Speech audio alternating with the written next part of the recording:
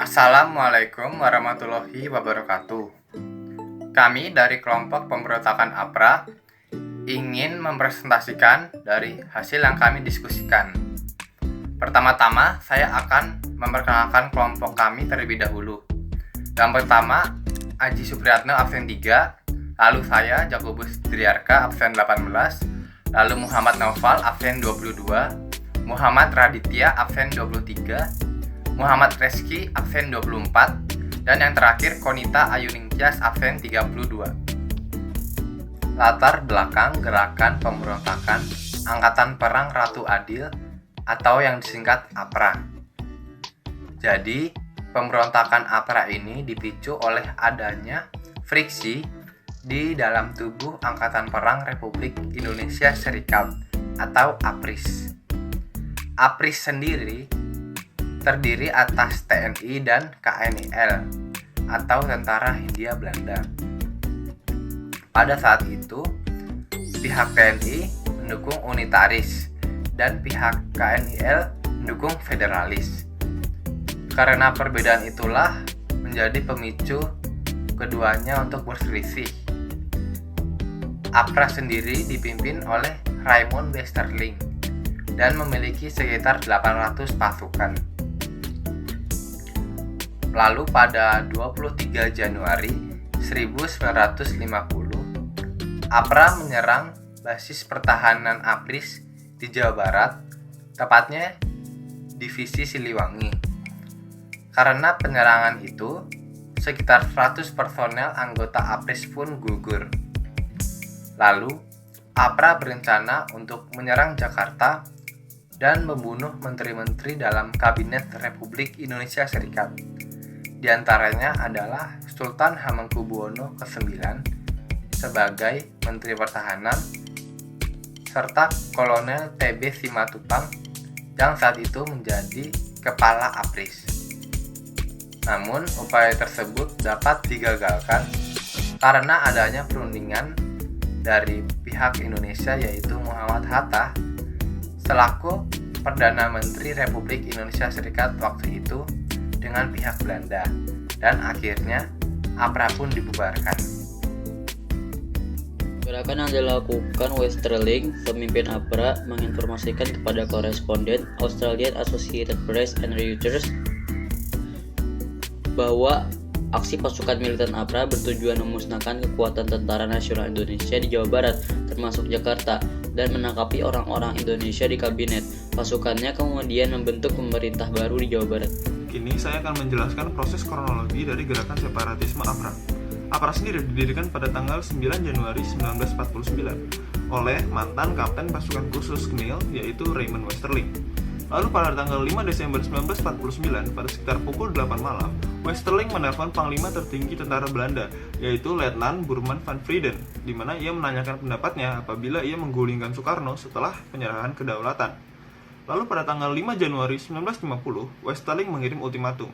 Ia menuntut bagi RIS, yaitu Republik Indonesia Serikat, untuk menganggap APRA sebagai tentara negara Pasundan, yang merupakan negara bagian Republik Indonesia Serikat. Pemerintah RIS harus memberikan jawaban positif dalam kurun waktu 7 hari. Apabila ditolak, maka akan terjadi perang besar. Lalu pada tanggal 10 Januari 1950, Hatta menyampaikan kepada Komisaris Tinggi Belanda, Dr. H.M. Hirschfeld, bahwa pihak Indonesia telah mengeluarkan surat penangkapan terhadap Westerling. Oke, selanjutnya pada tanggal 22 Januari 1950 terjadi ratusan desersi dari tentara KNIL untuk bergabung ke dalam APRA untuk ikut melakukan kudeta. Tanggal 23 Januari 1950, Westerling melancarkan kudetanya. Subuh pukul 4.30, Westerling dan anak buahnya menempati setiap anggota TNI yang mereka temukan di jalan. Total ada sekitar 94 anggota TNI tewas dalam pembantaian tersebut, termasuk rekan Kolonel Bong. Sedangkan di APRA ada korban seorang pun. Lalu tanggal 23 Januari 1950, berita tentang APRA sudah masuk di koran-koran internasional. Lalu pada tanggal 24 Januari 1950, setelah melakukan pembantaian di Bandung, seluruh sertifikat SD dan satuan yang dimilikinya kembali ke tansi masing-masing. Untuk Westerling sendiri berangkat ke Jakarta lalu kabur ke Belanda. Nah, pada bulan Februari 1950, tanpa adanya pemimpin yang kuat, akhirnya APRA dibubarkan atau berhenti fungsi pada Februari 1950. Akan sedikit tentang seorang pahlawan nasional yang bernama Sri Sultan Hamengkubuwono ke-9.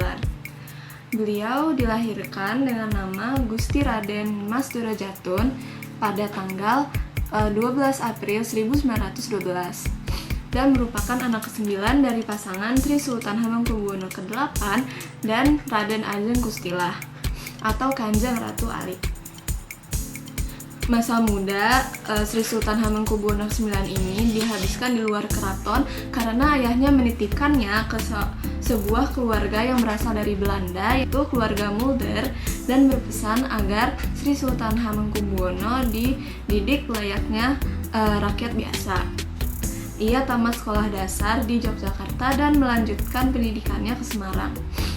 Setelah tamat dari Hugerenburger School atau HBS, beliau melanjutkan kuliahnya di Belanda dan setelah kembali ke Indonesia, beliau menjadi Sultan Yogyakarta yang ke-9 pada tanggal 18 Maret 1940. Setelah menjadi Sultan Yogyakarta, beliau memberi gagasan terkait dengan serangan umum pada tanggal 1 Maret 1949. Namun, pada di buku-buku pelajaran selama Orde Baru, ditulis bahwa Soeharto lah yang memperjelas dirinya sebagai pengambil inisiatif dan pelaksana penyerangan tersebut. Karena beliau menganggap tindakan-tindakan Presiden Soeharto banyak yang tidak dapat dibenarkan, beliau mengundurkan dirinya dari posisi sebagai Wakil Presiden Republik Indonesia pada tanggal 3 Maret 1978. Beliau akhirnya meninggal pada tanggal 2 Oktober 1988 di George Washington University Medical Center dan dimakamkan di Kompleks Pemakaman Raja-Raja. Pada tanggal 30 Juli 1990, beliau akhirnya dianugerahi gelar pahlawan nasional. Sekian dari saya. Wassalamualaikum warahmatullahi wabarakatuh. Nah, sekarang saya akan menjelaskan tentang Muhammad Natsir. Muhammad Natsir ini dilahirkan di Alahan Panjang, Lembah Gumanti, Kabupaten Solok, Sumatera Barat pada 17 Juli 1908 dari pasangan suami istri Muhammad Idris, Sultan Saripado, dan Khadijah. Pada masa kecilnya, Muhammad Natsir sekeluarga hidup di rumah Sultan Rajo Ameh, seorang saudagar kopi yang terkenal. Nah, oleh pemiliknya itu, rumahnya dibelah menjadi dua. Pemilik rumah beserta keluarganya tinggal di bagian kiri dan Muhammad Idris Sultan Saripado tinggal di sebelah kanannya. Muhammad Natsir memiliki 3 orang saudara kandung, masing-masing namanya adalah Yukinan, Rubiah, dan Yohanusun. Jabatan terakhir ayahnya adalah sebagai pegawai pemerintahan di Alahan Panjang, sedangkan kakeknya adalah seorang ulama. Ia kelak menjadi pemangku adat untuk kaumnya yang berasal dari Maninjau, Tanjung Raya, Agam, dengan gelar Datuk Sinaronan Panjang. Nah, beliau ini pernah menjadi Menteri Penerangan pada masa kepemimpinan Presiden Soekarno. Beliau punya peran besar pada integrasi bangsa. Muhammad Natsir ini berperan besar untuk melobi politik negara-negara bagian yang terbentuk karena hasil KMB yang merubah Negara Kesatuan Republik Indonesia menjadi Republik Indonesia Serikat. Dengan kemampuannya, Muhammad Natsir meyakinkan semua pihak bahwa bentuk negara federal tidak sesuai dengan cita-cita bangsa negara Indonesia. Pada 3 April 1950, Muhammad Natsir mengemukakan mosi integral Muhammad Natsir yang diterima anggota parlemen termasuk PKI. Mereka menerima dengan baik, bahkan disambut dengan tepuk tangan. Isi mosi tersebut adalah menegaskan bahwa Indonesia harus kembali ke bentuk negara kesatuan, dan Muhammad Hatta bahkan berpendapat bahwa mosi ini adalah proklamasi kedua bangsa Indonesia yang berhasil mengantarkan kita kembali ke bentuk negara kesatuan.